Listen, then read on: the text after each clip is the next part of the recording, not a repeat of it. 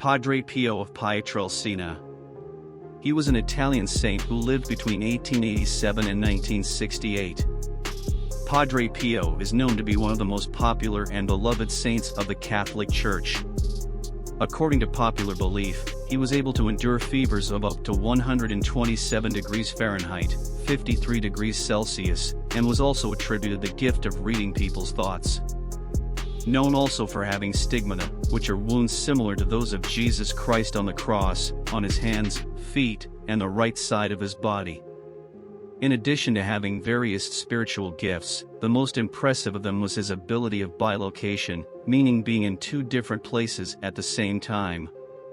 The confirmation of his fevers at temperatures impossible for science occurred several times, one of them being when priest Paolino de Casacalenda, the guardian of the convent of San Giovanni Rotondo, recounted that the first time he met priest Pio, he had left the convent to take care of his health at his home. Observing Pio with a red face and slightly labored breathing, he decided to take his temperature. To his amazement, upon removing the thermometer, he realized that the mercury, having reached 42.5 degrees, which is the extreme point of normal thermometers, had created pressure and, unable to escape, had broken the reservoir where it was contained. Curious to know the extent of Pio's fever, Paolino took a bath thermometer and was even more astonished when he saw the column indicating that the mercury had reached 52 degrees.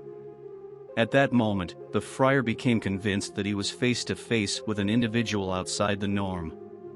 At another time, priest Raphael de Santilia de Pianesi, who lived many years with priest Pio, recounts that in 1934, when Don Bosco was canonized, his thermometer rose to 53 degrees of fever. He said, "I saw it with my own eyes." The priest, in his bed, and to measure the fever, we used a precision thermometer used in the laboratory. Even so, some people who attended the canonization of St. John Bosco tell of having seen priest Pio in Rome during the ceremony, although on that day priest Pio was bedridden. This is one of several cases of priest Pio's bilocation. In other episodes of bilocation during the time of the World Wars, priest Pio appeared to a defeated general who was in his room, ready to take his own life, and convinced him not to do so. Shortly after, when the general saw the priest on TV, he recognized him. There was also an appearance on the actual battlefield, where the priest called a soldier to come over to him. The soldier, more out of surprise to see a priest in the midst of the battle and rushing to remove him than actually obeying an order, went to the priest, until a bomb exploded where the soldier was, and the priest disappeared. Lorraine Warren, one of the most renowned names in matters related to the paranormal and supernatural phenomena, always sought the protection of Padre Pio. In one of her cases at the famous Amityville house, while reviewing a photo from the investigation, she saw the silhouette of Padre Pio near them. In the foreground, another smaller silhouette appears, which would later be identified as the perpetrator of the crime. He lived most of his life in the city of San Giovanni Rotondo in Italy, and on June 16, 2002, he was proclaimed at the Vatican by Pope John Paul II as St. Pio of Pietrelcina, a new saint of the Catholic Church.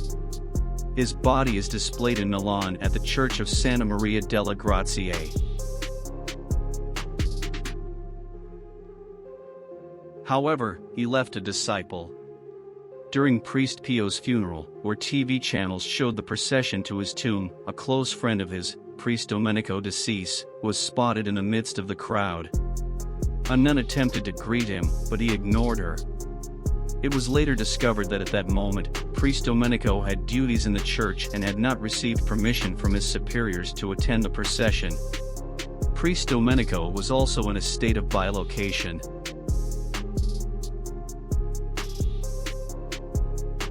These and other cases are showcased here on the Mystery Machine channel.